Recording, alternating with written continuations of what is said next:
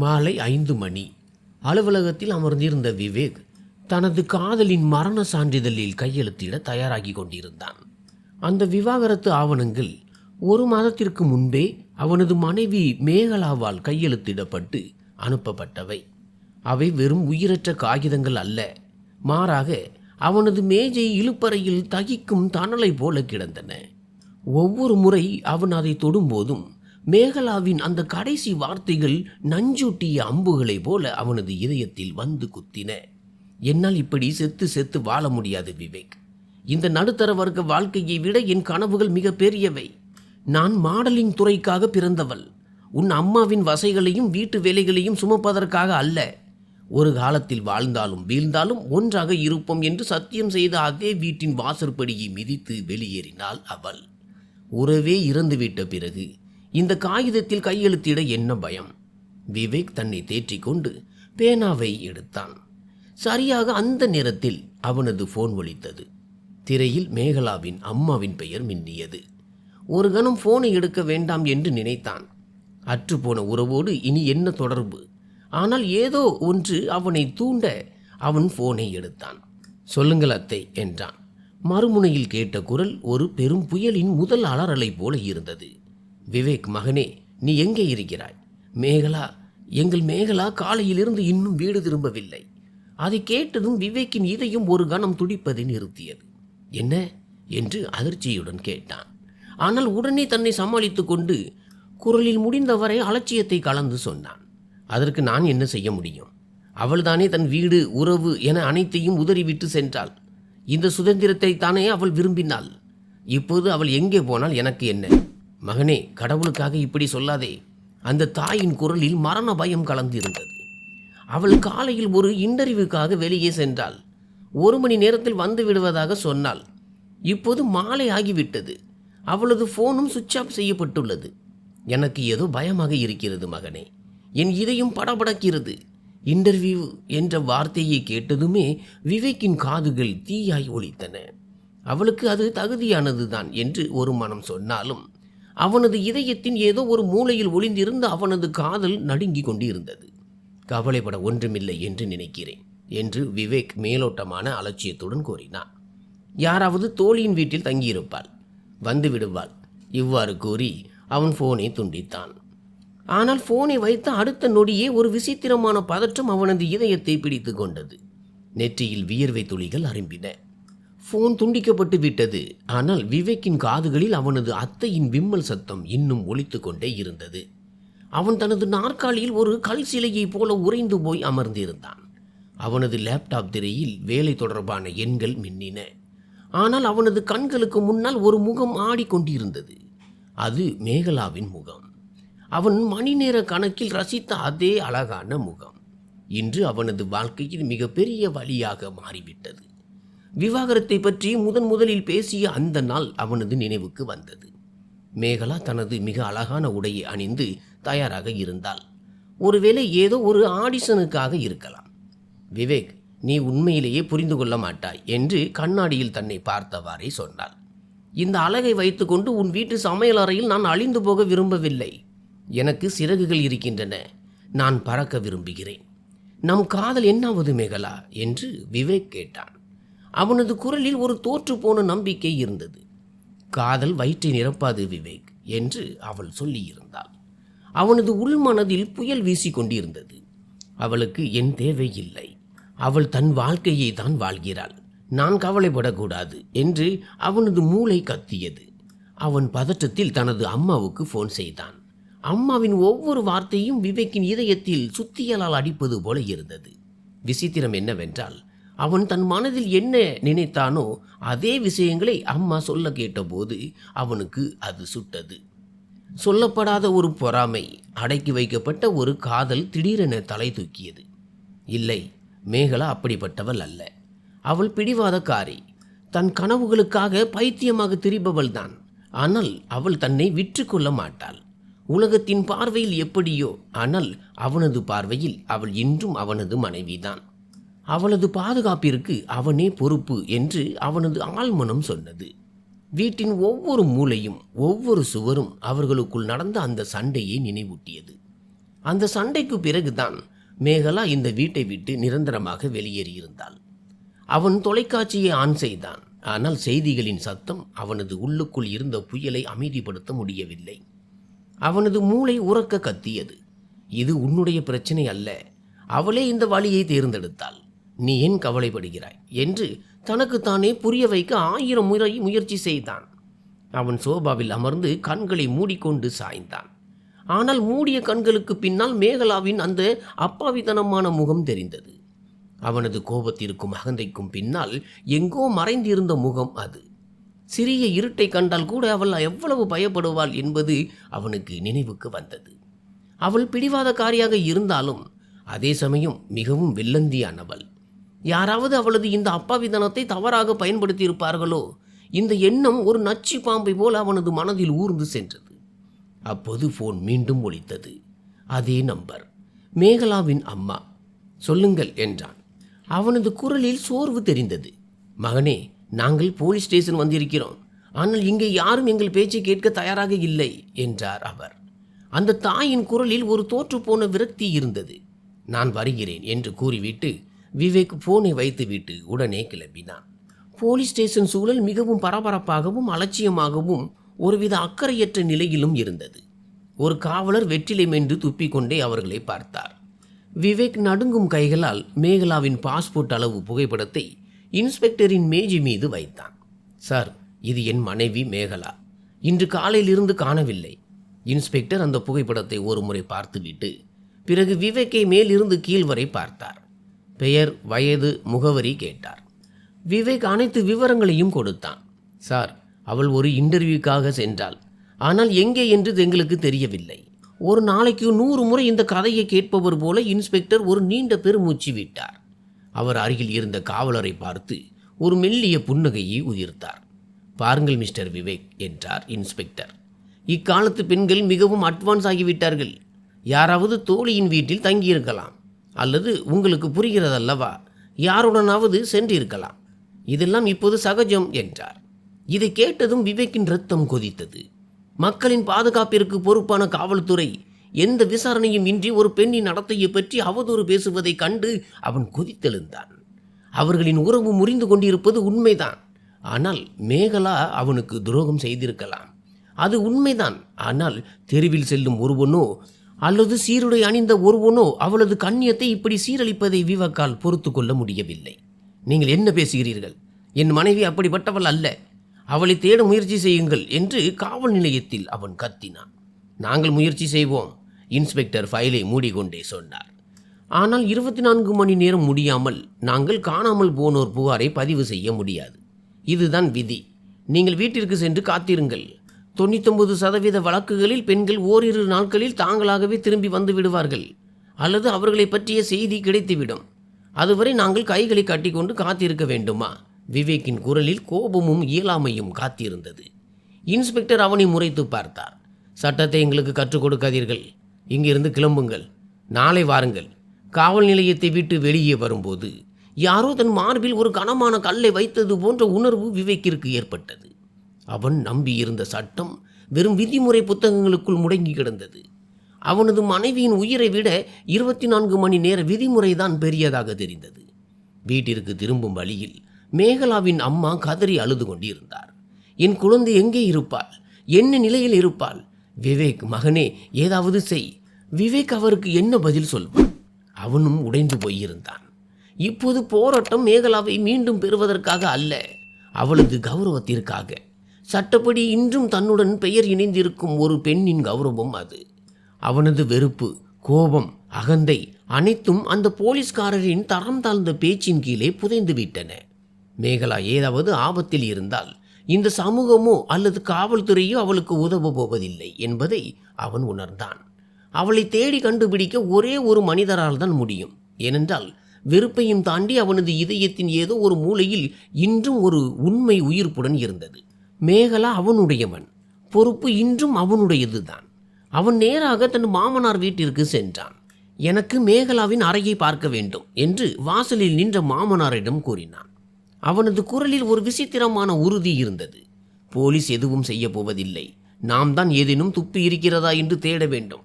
மேகலா ஏதேனும் லேப்டாப் அல்லது டைரி வைத்திருக்கிறாளா? அதில் அவள் ஏதேனும் எழுதியிருக்கலாம் என்று விவேக் நேரடியாக கேட்டான். ஆமாம், பழைய மேஜையின் இழுப்பறையில் அவளது லேப்டாப் இருக்கிறது என்றார் அவனது மாமனார். விவேக் நடுங்கும் கைகளால் அந்த லேப்டாப்பை திறந்தான். மேகலாவின் பிறந்த தேதியை பாஸ்வேர்டாக டைப் செய்தான். தவறு. தன் பெயரை போட்டான். அதுவும் தவறு. பிறகு அவனுக்கு ஒன்று நினைவுக்கு வந்தது. அவர்கள் இருவரும் முதலில் சந்தித்த தேதியை தான் தங்களின் ரகசிய குறியீடு என்று சொல்லிக் கொள்வார்கள். அவன் அந்த தேதியை போட்டான். லேப்டாப் திறந்தது. அவனது இதயம் படபடவென துடித்தது. அவன் ப்ரௌசிங் ஹிஸ்டரி, சமீபத்திய கோப்புகள், இமெயில்ஸ் என அனைத்தையும் அலசத் தொடங்கினான். ஒவ்வொரு கிளிக்கின் போதும் அவனது நம்பிக்கை அதிகரிப்பதும் பின் உடைவதுமாக இருந்தது. எல்லாம் சாதாரணமாகவே இருந்தது. ஆன்லைன் ஷாப்பிங் இணையதளங்கள், சமையல் குறிப்புகள் மற்றும் சில பாடல்கள். எங்குமே வேலை அல்லது இன்டர்வியூ பற்றிய எந்த குறிப்பும் இல்லை. அப்போதுதான் அவனது பார்வை மேஜையின் மீது கிடந்த ஒரு வண்ணமயமான துண்டு பிரசுரத்தின் மீது விழுந்தது. அதில் பெரிய எழுத்துக்களில் எழுதப்பட்டிருந்தது, மின்னும் உலகில் உங்கள் வாழ்க்கையை அமையுங்கள். ட்ரீம் ஈவெண்ட்ஸ் நிறுவனத்திற்கு இளமையான புத்திசாலித்தனமான பெண்கள் தேவை. ஈர்க்கக்கூடிய சம்பளம் மற்றும் சிறந்த வாய்ப்புகள். முகவரி செக்டர் 18, தாம்பரம். விவேக்கின் கைகள் நடுங்கின. இது ஒரு துப்பு, உண்மையான உறுதியான துப்பு. அவனது போராட்டத்தின் முதல் கட்டம் இப்போது முடிவடைகிவிட்டது. அந்த துண்டு பிரசுரம் விவேக்கின் கையில் நடுங்கிக் கொண்டிருந்தது.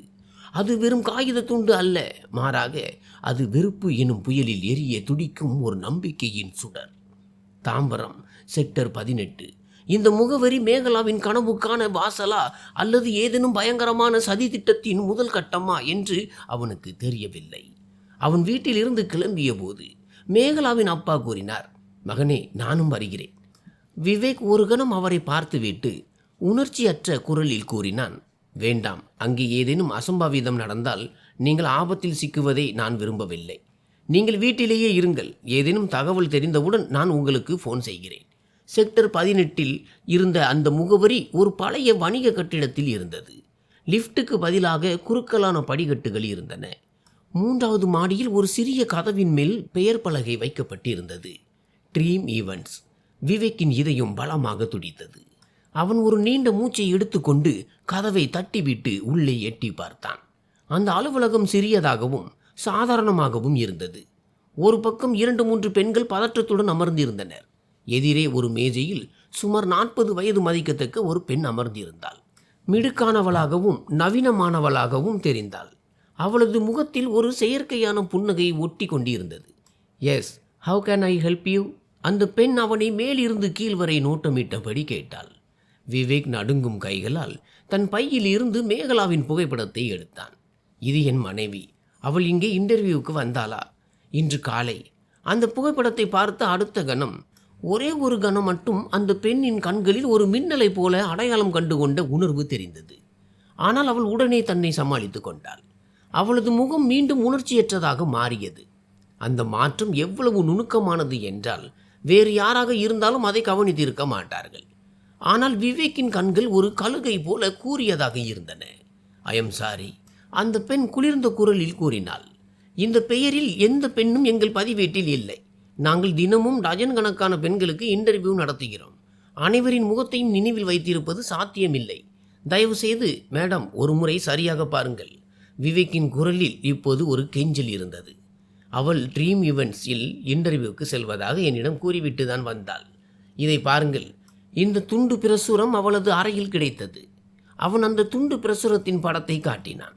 அந்த பெண் அதை ஒரு பார்வை மட்டும் பார்த்துவிட்டு தன் தோள்களை உயர்த்தி அலட்சியப்படுத்தினாள். இது எங்களுடைய துண்டு பிரசுரம் அல்ல. யாரோ எங்கள் பெயரை தவறாக பயன்படுத்தி இருக்கிறார்கள். நீங்கள் வேறு எங்காவது விசாரிக்க வேண்டும். நான் போலீசிடம் சென்றேன். விவேக்கின் குரல் இப்போது சற்றே உயர்ந்தது. அவனது கையறு நிலை இப்போது கோபமாக மாறிக்கொண்டிருந்தது. அவர்கள் 24 மணி நேரம் வரை காத்திருக்க சொல்கிறார்கள். என் மனைவியை காணவில்லை. நீங்கள் என்னவென்றால் உங்களுக்கு எதுவும் தெரியாது என்று சொல்கிறீர்கள். இங்க பாருங்க மிஸ்டர். அந்த பெண்ணின் குரல் இப்போது கடுமையாகவும் முரட்டுத்தனமாகவும் மாறியது.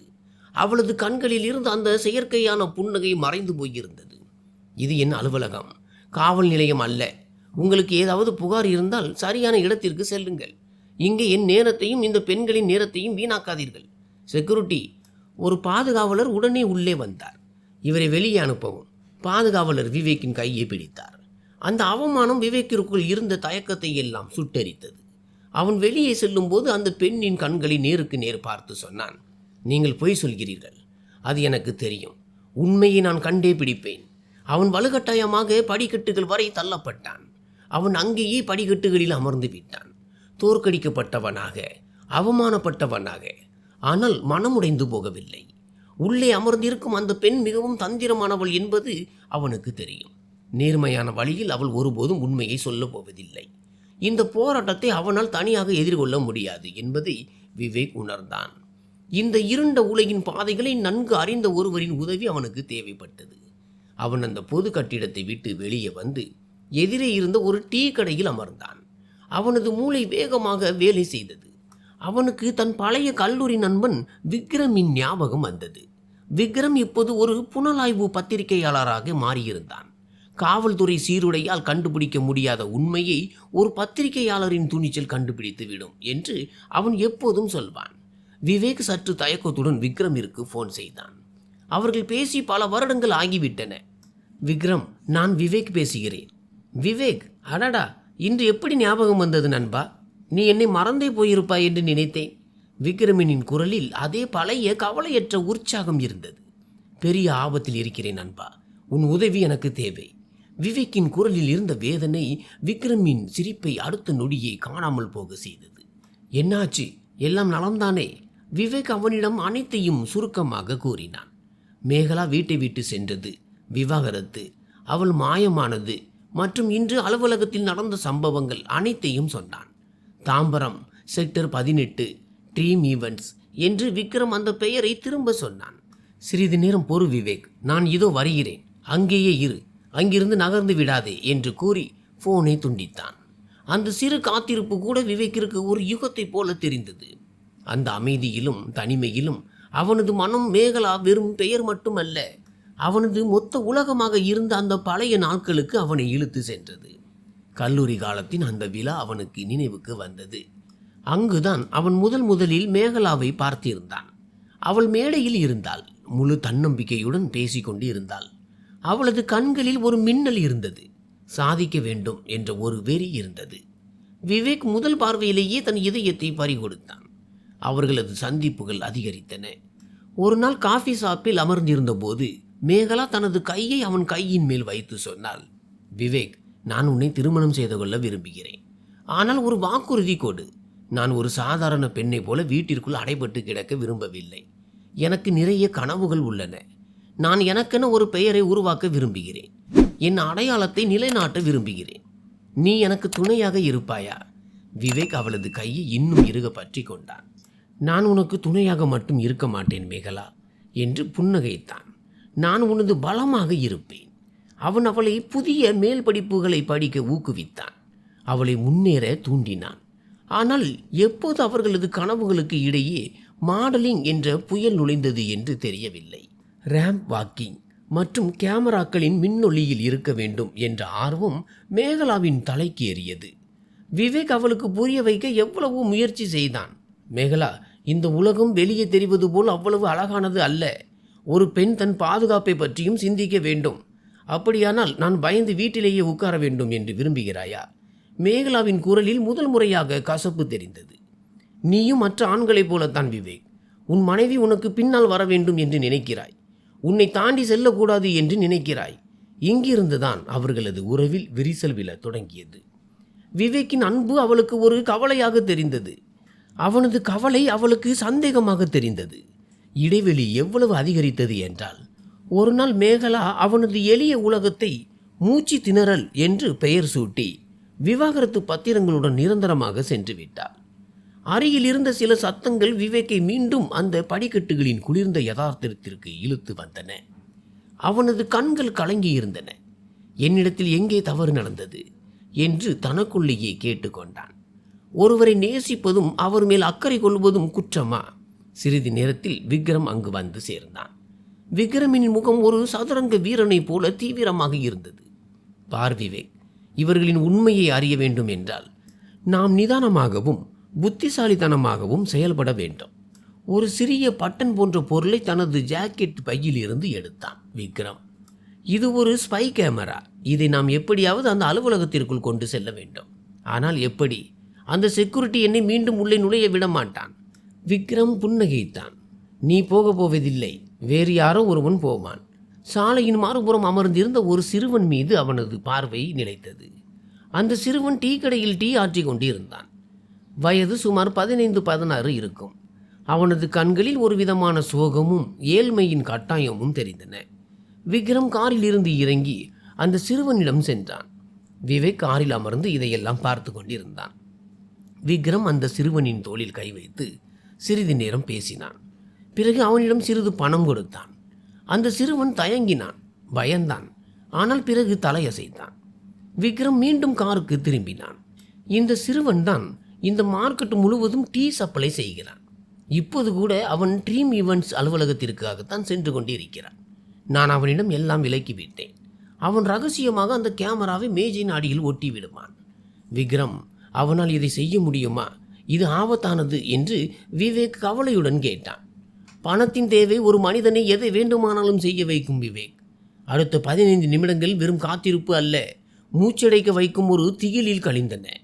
அந்த சிறுவன் பயந்து பயந்து டீயை எடுத்துக்கொண்டு கட்டிடத்திற்குள் நுழைவதை அவர்கள் பார்த்தார்கள். விவேக்கின் இதயம் வேகமாக துடித்தது. ஒவ்வொரு நொடியும் ஏதோ ஒரு அலறல் சத்தம் கேட்கப் போகிறது, எல்லாம் முடிந்துவிடும் என்று அவனுக்கு தோன்றியது. 15 நிமிடங்களுக்கு பிறகு அந்த சிறுவன் கிட்டத்தட்ட ஓடி வந்தான். அண்ணா அண்ணா, நான் அந்த கேமராவை மேஜை அடியில் ஒட்டி விட்டேன். ஆனால் அந்த ஆளுங்க ரொம்ப ஆபத்தானவங்க. அவங்க பொண்ணுங்க கிட்ட ரொம்ப கேவலமாக பேசிட்டு இருந்தாங்க. இதை சொல்லிவிட்டு அவன் நிற்காமல் டீ கடையை நோக்கி ஓடிவிட்டான். இப்போது காத்திருப்பின் 2வது கட்டம் தொடங்கியது. விக்ரம் தன் லேப்டாப்பை கேமராவின் ரிசீவருடன் இணைத்தான். திரையில் தெளிவற்ற படங்கள் தோன்றி பிறகு ட்ரீம் ஈவெண்ட்ஸ் அலுவலகத்தின் உட்புற காட்சி தெளிவாக தெரிந்தது. கேமரா சரியான இடத்தில் பொருத்தப்பட்டிருந்தது. அவர்கள் இருவரும் ஒரு வேட்டைக்காரனைப் போல லேப்டாப் திரையில் கண்களை பதித்து அமர்ந்திருந்தார்கள். அலுவலகத்தில் எல்லாம் சாதாரணமாக தெரிந்தது. இன்னும் சில பெண்கள் இன்டர்வியூவிற்கு வந்து சென்றனர். அந்த பெண்மணி, அவளது பெயர் மேடம் ரோசினி என்று அவர்களுக்கு பிறகு தெரிய வந்தது. அனைவரிடமும் அதே செயற்கையான புன்னகையுடன் பேசிக் கொண்டிருந்தாள். விவேக்கிற்கும் இன்றும் ஒன்றும் கிடைக்காது என்று தோன்றியது. ஆனால் மாலை மங்கியதும் கடைசி பெண்ணும் அலுவலகத்தை விட்டு வெளியேறியதும் உண்மையான முகம் வெளிப்பட்டது. அங்கிருந்தவர்கள் பிசினஸ் பார்ட்னர்கள் போல தெரியவில்லை. ஏதோ ஒரு கசாப்பு கடையின் யமதூதர்களைப் போல தெரிந்தார்கள். எத்தனை பறவைகள் இருக்கின்றன என்று அவர்களில் ஒருவன் வக்கீரமான சிரிப்புடன் கேட்டான். 2. ஆனால் ஒருத்தி ரொம்பவே சிறகடிக்கிறாள். கூண்டுக்குள் வந்த பிறகு பறவைகள் பாட்டு பாடுவதில்லை. கட்டளைக்கு கீழ்ப்படிய வேண்டும் என்பதை அவளுக்கு நினைவூட்டிவிடு. தேவையில்லை. அங்கிருந்து கிளம்பிய பிறகு எல்லாம் நேராகிவிடும். அவர்களின் பேச்சும் சிரிப்பும் அந்த சிறிய அறையில் எதிரொலித்தன. காரில் அமர்ந்திருந்த விவேக்கின் நெஞ்சில் எரியும் ஈட்டி பாய்வது போல அந்த வார்த்தைகள் குத்தின. அவன் தன் முஷ்டிகளை இறுக்க பற்றி கொண்டான். விக்ரம் அவனது தோளில் கை வைத்தான். அமைதி விவேக், அமைதி. இந்த ஆத்திரம் நம்மை பலவீனப்படுத்தும். பார், நாம் எதற்காக காத்திருந்தோமோ அது கிடைத்துவிட்டது. வண்டி ஒரு இருட்டான சந்தில் நின்றிருந்தது. லேப்டாப் திரையும் அணைந்து விட்டது. ஆனால் அவர்களின் அந்த வக்கீரமான வார்த்தைகள் விவேக்கின் காதுகளில் உருகிய லாவாவை போல கொதித்து கொண்டிருந்தன. அவளது சிறகுகளை வெட்டிவிடு. விவேக்கின் கண்களில் கண்ணீர் வற்றிவிட்டது. அதற்கு பதிலாக இப்போது ஒரு குளிர்ந்த ஆபத்தான மௌனம் குடியேறியது. அவனது உடல் நடுங்கிக் கொண்டிருந்தது. நான் மீண்டும் அந்த அலுவலகத்திற்கு செல்வேன் என்று விவேக் ஒரு கொடூரமான குரலில் கூறினான். விக்ரம் உடனே காரை ஸ்டார்ட் செய்து அந்த சந்தில் இருந்து வெளியே கொண்டு வந்தான். பைத்தியம் பிடித்து விட்டதா விவேக்? இந்த ஆத்திரம் உன்னை கொன்றுவிடும். மேகலாவையும் நாம் நிரந்தரமாக இழந்து விடுவோம்.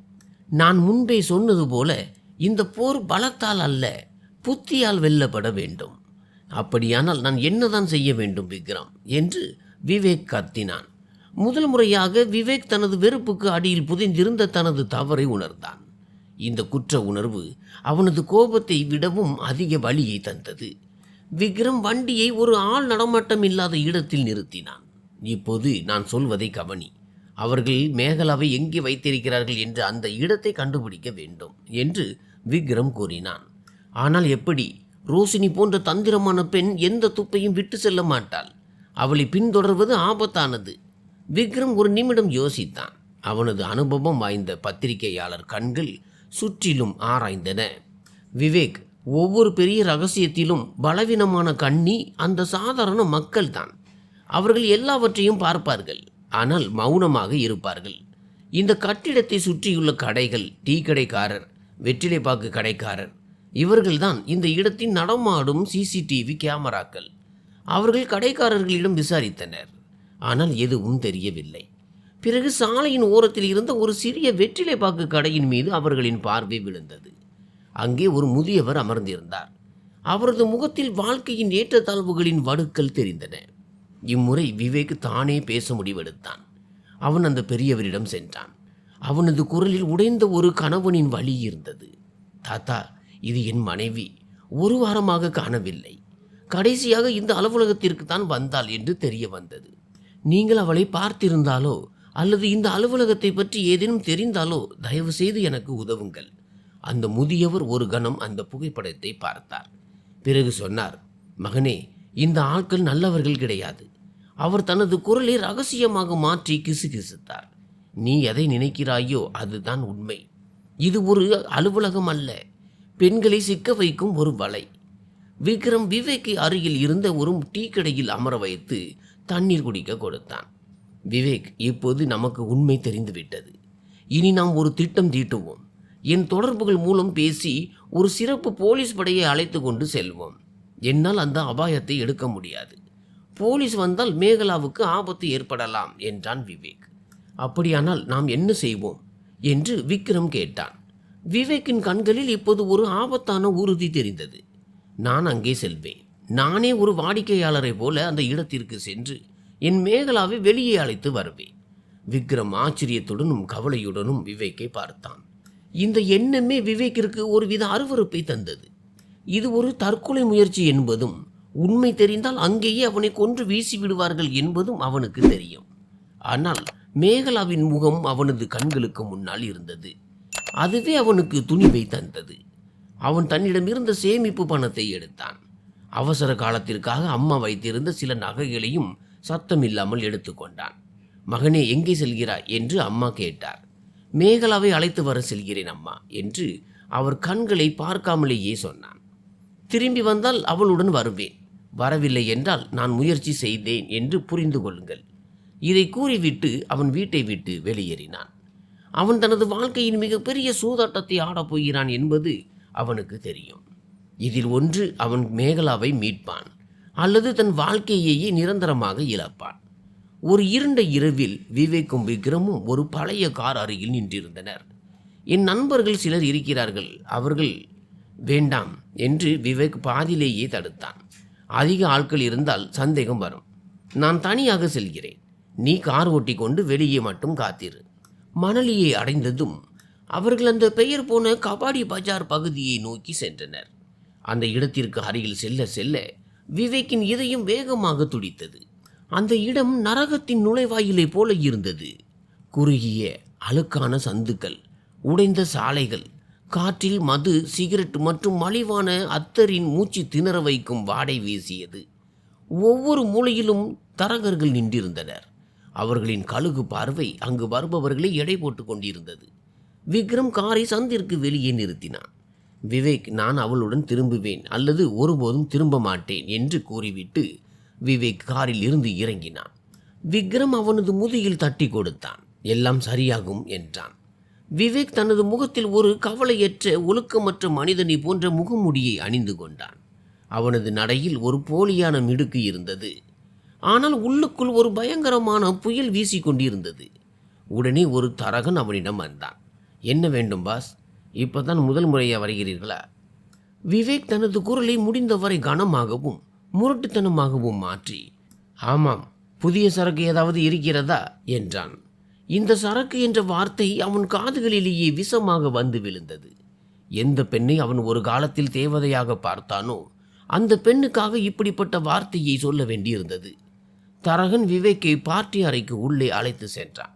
உள்ளே நுழைந்ததும் ஏதோ ஒரு உயிருள்ள கல்லறையில் நுழைந்தது போன்ற உணர்வு விவேக்கிற்கு ஏற்பட்டது. காதை பிளக்கும் அளவிற்கு சத்தமான இசை ஒலித்து கொண்டிருந்தது. சில பெண்கள் விருப்பமே இல்லாமல் நடனமாடி கொண்டிருந்தார்கள். அவர்களது கண்கள் வெறுமையாக இருந்தன. ஆன்மா பிழியப்பட்டு வீசப்பட்டது போல அவர்கள் தெரிந்தார்கள். சுற்றிலும் மது போதையில் மனிதர்கள் அமர்ந்திருந்தார்கள். அவர்கள் தங்களின் காமத்தீயில் வெந்து கொண்டிருந்தார்கள். விவேக்கின் கண்கள் அங்கிருந்த ஒவ்வொரு முகத்தையும் தேடிக்கொண்டிருந்தது. அவனது இதயம் எவ்வளவு வேகமாக துடித்தது என்றால் அது நெஞ்சை பிளந்து கொண்டு வெளியே வந்துவிடும் போலிருந்தது. மேகலா, எங்கே இருக்கிறாய் நீ? அப்போதுதான் அனைவரும் மாசி என்று அழைக்கும் ஒரு குண்டான நடுத்தர வயது பெண் அவனிடம் வந்தாள். அவள் கண்களில் கொடூரமும் பேராசையும் தெளிவாக தெரிந்தது. புதிய வாடிக்கையாளர் போல இருக்கிறது என்று அவள் கரகரப்பான குரலில் கேட்டாள். உட்காருங்கள், உங்களுக்கு சொர்க்கத்தை காட்டுகிறேன். விவேக்கிற்கு இரத்தம் கொதித்தது. ஆனால் அவன் அமைதியாக இருந்தான். மாசி கைகளை தட்டினாள். 3-4 பெண்களை அவன் முன்னால் கொண்டு வந்து நிறுத்தினாள். அவர்களுக்கு 18 முதல் 25 வயதிற்குள் இருக்கும். ஆனால் அவர்களின் கண்கள், அந்த கண்கள் முற்றிலும் வெறுமையாக இருந்தன. எந்த உணர்ச்சியும் இல்லை, எந்த நம்பிக்கையும் இல்லை. அவர்கள் நடைபிணங்களாக இருந்தார்கள். இதை கண்டு விவேக்கின் இதயம் நொறுங்கியது. ஆனால் அவர்களுக்குள் மேகலா இல்லை. விவேக் தன் வெறுப்பையும் வலிமையும் அடக்கி கொண்டு சொன்னான், நான் சொன்னேன் அல்லவா, எனக்கு புதிய வரவு வேண்டும். மாசி அவனை உற்று பார்த்தாள். பிறகு பலமாக சிரித்தாள். புரிந்துவிட்டது, இரு, இப்போதை காட்டுகிறேன். அவள் ஒரு சிறுவனிடம் சைகை காட்டினாள். அந்த சிறுவன் உள்ளே இருந்த ஒரு அறையை நோக்கி சென்றான். விவேக்கின் இதய துடிப்பு இன்னும் அதிகமானது. ஒவ்வொரு நொடியும் ஒரு யுகத்தை போல அவனுக்கு தோன்றியது. மேகலாவை பார்ப்பதற்கும் ஒரு விசித்திரமான பயம் இருந்தது. அதே சமயம் அவளை பார்க்க முடியாமல் போய்விடுமோ என்ற அச்சமும் அவனுக்கு இருந்தது. சில நிமிடங்களுக்கு பிறகு அந்த சிறுவன் ஒரு பெண்ணை இழுத்து கொண்டு வெளியே வந்தான். போதை கொடுக்கப்பட்டவளைப் போல அந்த பெண் தடுமாறி நடந்து வந்தாள். அவளை பார்த்த அந்த நொடியில் விவேக்கின் உலகம், இதயம், மூச்சு என அனைத்தும் ஒரு கணம் நின்று போனது. அது மேகலா, அவனது மேகலா. அவள் முகம் வெளுத்து போயிருந்தது. மாத கணக்கில் தூங்காதது போல கண்கள் குழி விழுந்து போயிருந்தன. அவள் அணிந்திருந்த மலிவான ஆடைகள் அவளது உடலை மறைப்பதை விட அதிகமாக வெளிப்படுத்தின. அவனது இரத்த நாளங்களில் கொதிக்கும் எரிமலை குழம்பை ஊற்றியது போன்ற உணர்வு ஏற்பட்டது. இவள் என் மனைவி, என் மானம் என்று உலகிற்கு கத்த வேண்டும் என்றும், அவளை இந்த நிலைக்கு ஆளாக்கி அந்த மிருகங்களை தன் கைகளாலேயே கொன்றுவிட வேண்டும் என்றும் அவன் மனம் துடித்தது. ஆனால் அவன் தன் இதயத்தின் மேல் கல்லை வைத்து கொண்டான். தனக்குள் எழுந்த புயலை அவன் அப்படியே விழுங்கினான். ஒரு தவறான அடி எடுத்து வைத்தாலும் எல்லாம் முடிந்துவிடும். ஒரு சொட்டு கண்ணீர் வந்தாலும் அவனது வேஷம் கலைந்துவிடும். மேகலாவை காப்பாற்ற வேண்டுமானால் அவன் உறுதியாக இருக்க வேண்டும். மேகலா தன் வெறுமையான பார்வையால் அவனை பார்த்தாள். ஆனால் போதை, வலி அல்லது ஆழ்ந்த ஏமாற்றத்தின் காரணமாக அவளால் அவனை அடையாளம் காண முடியவில்லை. அல்லது இந்த நரகத்தில் தன் கணவனை பார்ப்பதை அவளால் கற்பனை கூட செய்திருக்க முடியாது. அவளை பொறுத்தவரை விவேக்கின் உலகம் இப்போது ஒரு மரத்து போன கனவை போல இருந்தது. இவளுக்கு என்ன விலை என்று விவேக் தன் நடுங்கும் குரலை சீராக்கி கேட்டான். அவனது சொந்த குரலே அவனுக்கு யாரோ ஒரு அந்நியனின் குரலை போல ஒலித்தது. மாசி ஒரு பெரிய தொகையை கூறினாள். பிறகு அவள் மேகலாவை தள்ளிவிட்டு சொன்னாள், போ, மாமாவுடன் போ, கவனித்துக்கொள். மாமாவிற்கு எந்த புகாரும் இருக்கக்கூடாது. மேகலா ஒரு இயந்திரத்தை போல எந்த உணர்ச்சியுமின்றி எழுந்து ஒரு சிறிய மூச்சு திணற வைக்கும் அறையை நோக்கி சென்றாள். விவேக் ஒரு பிணத்தை போல அவள் பின்னால் சென்றான். மேகலா ஏதோ ஆழ்ந்த உறக்கத்தில் இருந்து விழித்தது போல தன் வெறுமையான கண்களால் விவேக்கின் முகத்தை பார்த்தாள். முதலில் அவள் கண்களில் அவநம்பிக்கை தெரிந்தது. பிறகு மெல்லிய அடையாளம் தெரிந்தது. அதன்பின் வெட்கம், வேதனை மற்றும் அவமானத்தின் பெரும் வெள்ளம் கரை புரண்டு ஓடியது. அதை அவளால் தடுக்க முடியவில்லை. அவள் உதடுகள் துடித்தன, ஆனால் வார்த்தைகள் வரவில்லை. அவள் தரையில் விழுந்து ஒரு மிருகத்தை போல தன் முழு பலத்துடன் கதறி ஆளத் தொடங்கினாள். அவளது அலறலில் பல மாத கால வலி, ஒவ்வொரு இரவின் அவமானம் மற்றும் உடைந்த கனவுகளின் சத்தம் இருந்தது. விவேக்கும் அவளுடன் சேர்ந்து தரையில் அமர்ந்து அவளை தன் கைகளில் அணைத்து கொண்டான். போதும் மேகலா, போதும், நான் வந்து விட்டேன். உன்னை இங்கிருந்து அழைத்து செல்லவே வந்திருக்கிறேன். மேகலாவின் வாயில் கை வைத்து, அமைதியாக இரு, தயவு செய்து அமைதியாக இரு, நாம் இங்கிருந்து வெளியேற வேண்டும், யாராவது கேட்டு விடுவார்கள் என்றான். வெளியேறுவதா? எப்படி? மேகலா தனது உடைந்த பயம் நிறைந்த குரலில் கேட்டாள். அவள் கண்களில் இப்போது நம்பிக்கை இல்லை, மாறாக ஒரு ஆழ்ந்த பயம் இருந்தது. இந்த ஆட்கள், இவர்கள் மிருகங்கள் விவேக், உன்னை கொன்று விடுவார்கள். நீ இங்கிருந்து போய்விடு, தயவு செய்து போய்விடு. நான் உன்னை விட்டு எங்கும் போக மாட்டேன். விவேக் அவள் கண்களை பார்த்து சொன்னான். அவனது குரலில் இருந்த ஒரு பிடிவாதம் மேகலாவையே அதிர வைத்தது. நான் ஒரு திட்டம் வைத்திருக்கிறேன், நீ எனக்கு ஒத்துழைக்க வேண்டும். அந்த அறையின் மூலையில் ஒரு சிறிய ஜன்னல் இருந்தது. அது பின்புறம் இருந்த ஒரு அழுக்கான ஆள் நடமாட்டமற்ற சந்திற்கு திறந்தது. இந்த ஜன்னல், இதுதான் நமது வழி.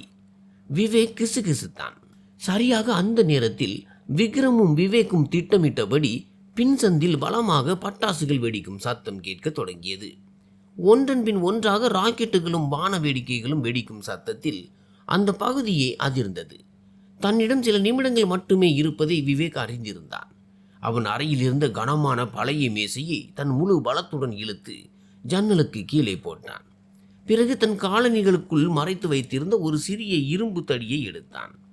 இந்த வேலைக்காகவே அவன் அதை சிறப்பாக கொண்டு வந்திருந்தான். வெளியே விக்ரம் ஒரு பெரிய ராக்கெட்டை ஏவினான். தாம்! அந்த வெடி சத்தத்திற்கு நடுவே விவேக் அந்த இரும்பு தடியால் ஜன்னலின் சிதிலமடைந்த மர சட்டங்களை பலமாக தாக்கினான். கடக்! மரம் முறிந்து விழுந்தது. பட்டாசு சத்தம் மிக அதிகமாக இருந்ததால் அந்த சத்தம் யாருக்கும் கேட்கவில்லை. தீபாவளி நாட்களில் இது போன்ற வெடி சத்தங்கள் சகஜம்தானே. இப்போது வழி தயாராக இருந்தது. மேகலா, நீ முதலில் கீழே இறங்க வேண்டும். பயப்படாதே, நான் உன்னை பிடித்துக் கொள்கிறேன் என்றான். ஜன்னல் அதிக உயரத்தில் இல்லை, ஏறக்குறைய முதல் மாடி அளவுதான். ஆனால் மேகலாவின் உடலும் தைரியமும் அவளுக்கு ஒத்துழைக்கவில்லை. அவள் பயத்தில் நடுங்கிக் கொண்டிருந்தாள். மேகலா தன்னிடம் எஞ்சி இருந்த தைரியத்தை ஒன்று திரட்டினாள். விவேக் முதலில் அவள் ஜன்னல் வழியே கீழே இறங்க உதவினான். மேகலாவின் கால்கள் அந்த அழுக்கான சந்தில் பட்டவுடன் விவேக்கும் வேகமாக குதித்தான். அந்த சந்தில் இருட்டும் துர்நாற்றமும் நிறைந்திருந்தது. அவர்கள் இருவரும் ஒருவருக்கொருவர் கைகளை பிடித்து கொண்டு ஓடினார்கள். சற்று தொலைவில் அந்த சந்தின் முனையில் ஒரு பழைய கார் ஸ்டார்ட் செய்யப்பட்ட நிலையில் நின்றிருந்தது. விக்ரம் காரின் கதவை திறந்து வைத்துக்கொண்டு அவர்களுக்காகவே காத்து கொண்டிருந்தான். அவர்கள் இருவரும் வேகமாக காரில் ஏறினார்கள். கிளம்பு, சீக்கிரம் கிளம்பு என்று விவேக் கத்தினான். யாருக்கும் எதுவும் தெரிவதற்கு முன்பாகவே காரின் சக்கரங்கள் சுழன்றன. இருளை கிழித்து கொண்டு அந்த நரகத்திலிருந்து கார் வெகு தூரம் சென்றது. அந்த இரவு அவர்கள் ஒரு விடுதியில் தங்கினார்கள். விக்ரம் தனி அறையில் தங்கினான். அந்த அறையின் 4 சுவர்களுக்குள் இப்போது 2 பேர் மட்டுமே இருந்தார்கள். ஒருத்தி, அவளது உடலில் எண்ணற்ற காயங்கள் இருந்தன. மற்றவன், அவனது ஆன்மாவில் அதே அளவு ஆழமான வடுக்கள் இருந்தன. விவேக் மிகவும் கவனமாக மேகலாவை படுக்கையில் படுக்க வைத்தான். முதல் முறையாக வெளிச்சத்தில் அவளை சரியாக பார்த்தான். அவள் கன்னங்களில் விரல்களின் ஊதா நிற தழும்புகள் இருந்தன. உதடுகள் வெடித்தும் வீங்கியும் இருந்தன. மணிக்கட்டில் கயிறுகளால் ஏற்பட்ட ஆழமான காயங்கள் இருந்தன. விவேக் தண்ணீரும் துணியும் கொண்டு வந்து அவளுக்கு முதலுதவி செய்தான். வலிக்கிறதா என்று விவேக் மிகவும் மெதுவான குரலில் கேட்டான். மேகலா எந்த பதிலும் சொல்லவில்லை. வெறுமையான பார்வையோடு கூரையை உற்று பார்த்து கொண்டிருந்தாள். அன்று இரவு விவேக் படுக்கைக்கு அருகில் தரையிலேயே அமர்ந்து கொண்டான். அவன் அவளையே பார்த்து கொண்டிருந்தான். மறுநாள் காலை சூரியன் உதித்ததும் விவேக் டீயும் டிஃபனும் வாங்கி வந்தான். மேகலா அறையின் மூலையில் அமர்ந்திருந்தாள்.